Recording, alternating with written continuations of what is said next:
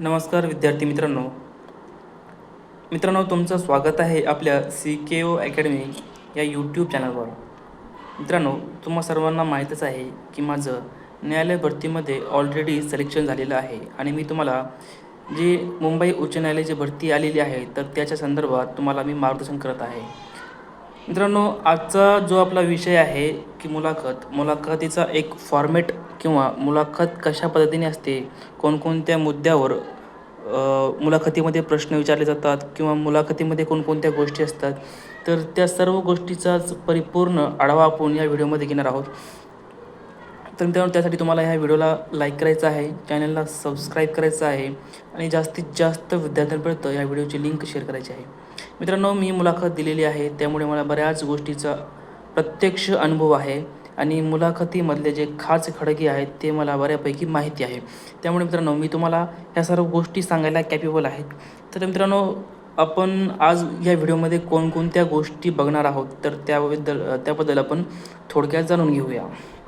तर सर्वात प्रथम आपल्याला जे मुलाखतीचा उद्देश काय असतो, आपली जी मुलाखत घेतली जाणार आहे किंवा घेणार आहेत, तर त्याचा उद्देश काय असतो की ते जे मुलाखत घेणारे आहेत तर त्यांच्या अपेक्षा काय असतात की त्यांना कसा विद्यार्थी पाहिजे, तर ह्या सर्व गोष्टीबद्दल आपण बोलणार आहोत.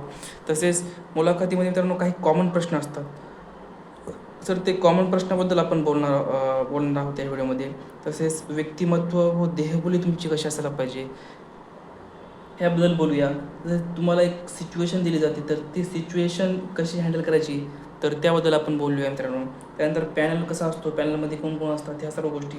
तसेच तुमच्यामध्ये काही महत्त्वाचे गुण असलेच पाहिजे, ते कोणते गुण आहेत तर ते पण ह्या सर्व गोष्टी मित्रांनो आपण या व्हिडिओमध्ये बोलणार आहोत, याबद्दल आपण बोलणार आहोत. तर मित्रांनो, त्यापूर्वी तुम्ही चॅनलला सबस्क्राईब करा, जास्तीत जास्त विद्यार्थ्यांपर्यंत या व्हिडिओची लिंक शेअर करा आणि व्हिडिओला लाईक करा. चला तर मित्रांनो, जो आपला मूळ विषय आहे त्याकडे आपण वळूया. आता मित्रांनो, मुलाखतीचा उद्देश नेमका काय असतो, तर जे मुलाखत घेणारे आहेत तर त्यांना असे विद्यार्थी हवे असतात की ज्यामध्ये नम्रता असेल, तसेच ते तुम्हाला जे त्यांना हे उद्देश नसतं, त्यांचा हा उद्देश नसतोच की तुम्हाला जास्तीत जास्त ज्ञान असलं पाहिजे, कारण तुम्ही ऑलरेडी एक्झाम देऊन आलेले आहेत. त्यांना माहितीच आहे की तुमच्याकडे तेवढं ज्ञान आहे, म्हणूनच तुम्ही एक्झाम क्लिअर केलेली आहे.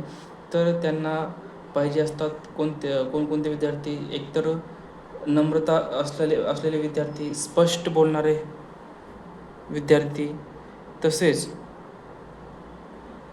तुमच्यामध्ये ते हे बघतात की मित्रांनो तुमचं जे आत्मविश्वास किती आहे, तुमच्या बोलण्यामध्ये बोलण्याचा टोन कसा आहे, तसेच तुमच्यामध्ये बोलण्यामध्ये आत्मविश्वास कसा आहे, ह्या सर्व गोष्टी जे मुलाखत घेणार आहेत तर ते सगळं बघत असतं मित्रांनो.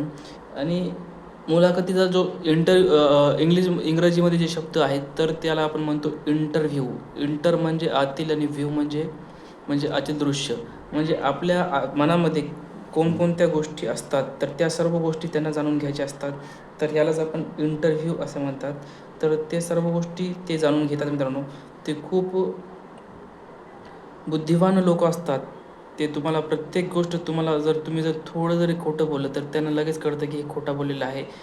तर ह्या सर्व गोष्टी असतात. तसेच मित्रांनो, याबद्दल आपण अगदी डिटेलमध्ये सांगणार आहोत. बॅचमध्ये आपण बॅच पण घेतलेली आहे मित्रांनो. त्यामध्ये आपण अगदी डिटेलमध्ये फक्त 99 रुपयाजमध्ये बॅच आहे.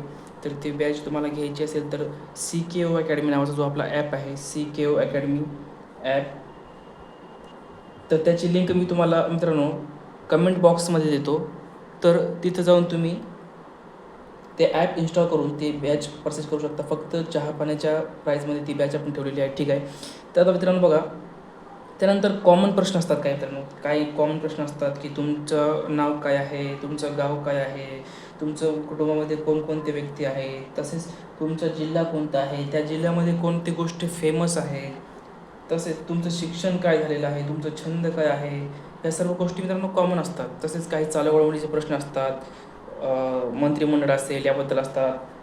तर ह्या सर्व गोष्टी मित्रांनो अगदी डिटेलमध्ये आपण याच्यावर आपण व्हिडिओ घेणार आहोत, की जर तुम्हाला नाव विचारलं तर नाव कशा पद्धतीने सांगायचं, जर तुम्हाला जन्म जन्म किंवा कुटुंबाची माहिती विचारली तर त्याबद्दल कशी माहिती द्यायची, तुमच्या तालुक्यामध्ये कोणकोणत्या गोष्टी तुम्हाला करून ठेवायच्या आहेत, तसेच तुमच्या शिक्षणासंदर्भात कशा पद्धतीने डेमो प्रश्न विचारले जाऊ शकतात.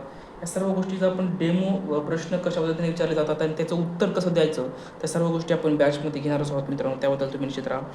तर ह्या सर्व गोष्टी आहेत मित्रांनो. तुम्हाला तसेच चालू घडामोडी पण प्रश्न असतात मित्रांनो.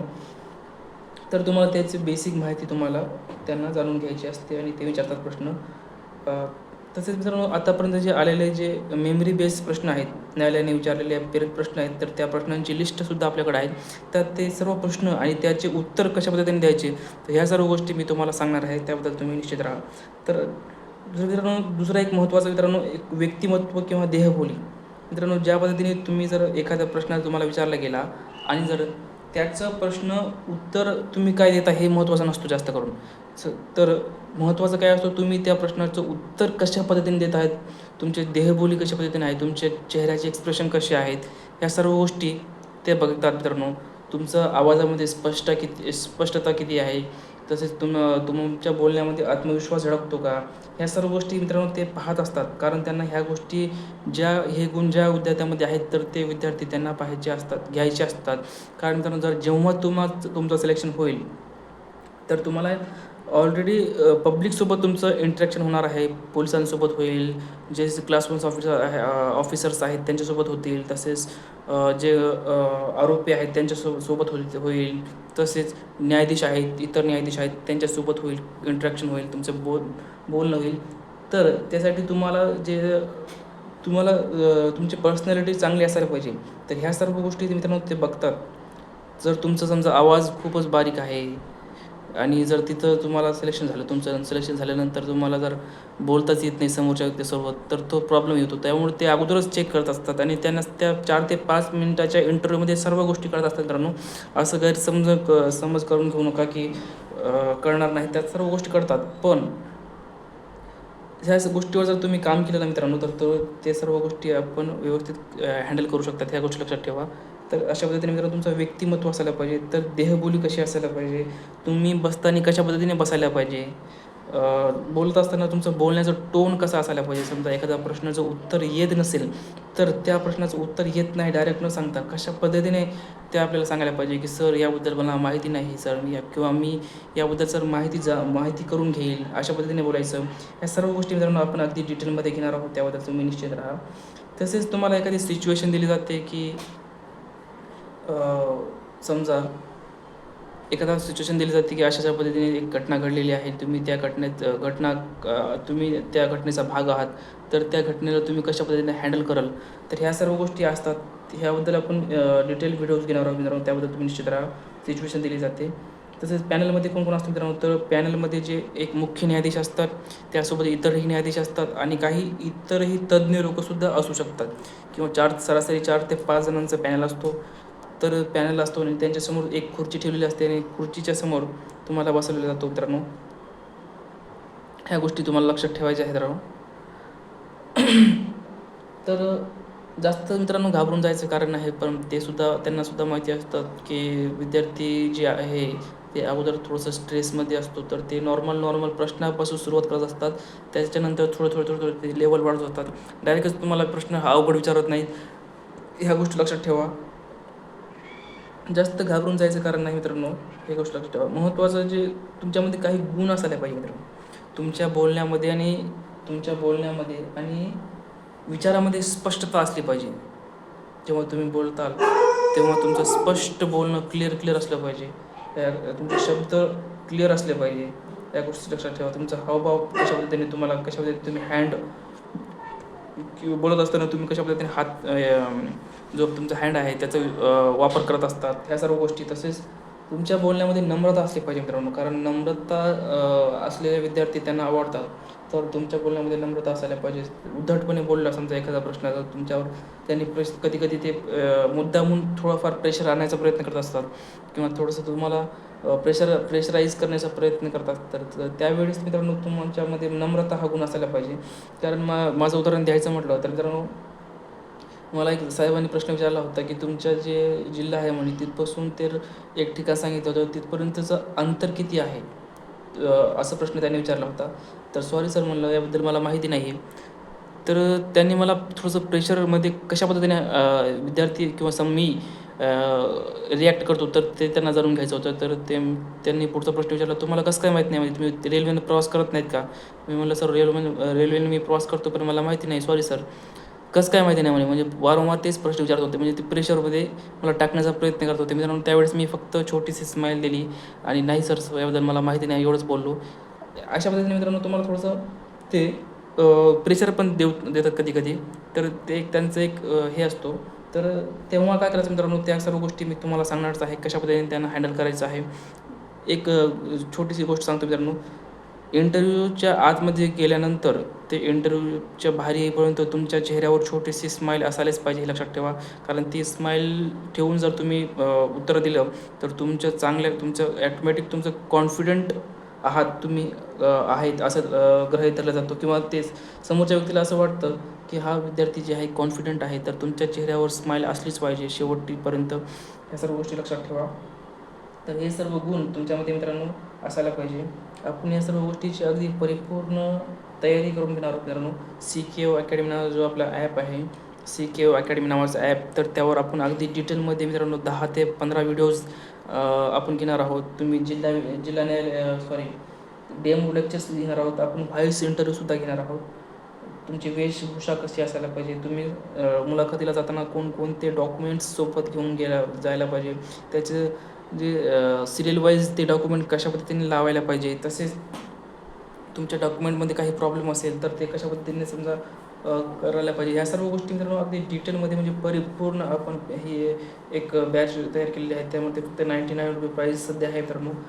चहा नाश्त्याच्या प्राईसमध्ये आपण महाराष्ट्रात सर्वात कमी फीमध्ये आपण या सर्व गोष्टी प्रोव्हाइड करत असतो, तुम्हाला माहीतच आहे.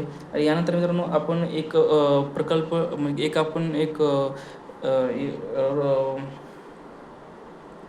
एक मिनिट. त्यानंतर मित्रांनो आपण एक इंग्लिशची परिपूर्ण अशी बॅच घेणार आहोत. इंग्लिशची परिपूर्ण बॅच असेल, त्यामध्ये मित्रांनो ट्रिक्सच्या माध्यमातून, स्टोरीच्या माध्यमातून इंटरेस्टिंग वेने आपण इंग्लिश शिकणार आहोत. व्होकॅब्युलरी असेल, इंग्लिश ग्रामर असेल, ह्या सर्व गोष्टी ते परिपूर्ण माहिती 25 पैकी 25 मार्क मी तुम्हाला मिळवण्याचा प्रयत्न करणार आहे मित्रांनो. इंग्लिश या विषयाची जबाबदारी तुम्ही माझ्यावर सोपवून द्या. आम्ही अगदी परिपूर्ण आणि अगदी फ्रीमध्ये बॅच असणार. तर ती बॅच कुठे असणार मित्रांनो, तर CKO अकॅडमी नावाचा जो आपला ॲप आहे त्यावरच तुम्हाला ते परिपूर्ण बॅच फ्रीमध्ये पाहायला मिळेल. तसेच भरपूर सारे प्रश्न असतील, PYQs असतील, त्याच्यावर आपण सराव करून घेणार आहोत. टॉपिक वाईज आपण ह्या सर्व गोष्टी घेणार आहेत. तर हे पण गोष्ट तुम्हाला लक्षात ठेवायची आहे. तसेच मित्रांनो तुम्हाला ह्या यूट्यूब चॅनलवर बऱ्याच गोष्टी अगदी फ्रीमध्ये प्रोव्हाइड केले जातात. कारण मित्रांनो या सर्व गोष्टी आपल्याला पैसे कमवायचे नाहीत, तर आपल्याला विद्यार्थ्यांना जे जास्तीत जास्त मदत कशा पद्धतीने होऊ शकते तर त्याच्यावर आपण काम करायचं आहे. कारण मी पण तुमच्याच परिस्थितीमधून आलेलो आहे. तर ह्या सर्व गोष्टीची जाणीव असल्यामुळं आपण ह्या सर्व गोष्टी प्रोव्हाइड करत असतो मित्रांनो. ठीक आहे मित्रांनो, थँक्यू फॉर वॉचिंग. तुम्हाला व्हिडिओ कसा वाटला ते एकदा कमेंट बॉक्समध्ये कळवा आणि या व्हिडिओला जास्तीत जास्त शेअर करा मित्रांनो. कारण तुमचा एक शेअर, एक कमेंट मला पुढचा व्हिडिओ बनवण्यास प्रोत्साहन देतो. ठीक आहे, थँक्यू फॉर वॉचिंग. काही प्रॉब्लेम असेल तर मित्रांनो माझा मोबाईल नंबर आहे, तर त्यावर तुम्ही फक्त मॅसेज करू शकता. 96 99 47 39 आणि 68 हा माझा मोबाईल नंबर आहे. 96 99 47 39 68. ठीक आहे, थँक्यू फॉर वॉचिंग. धन्यवाद.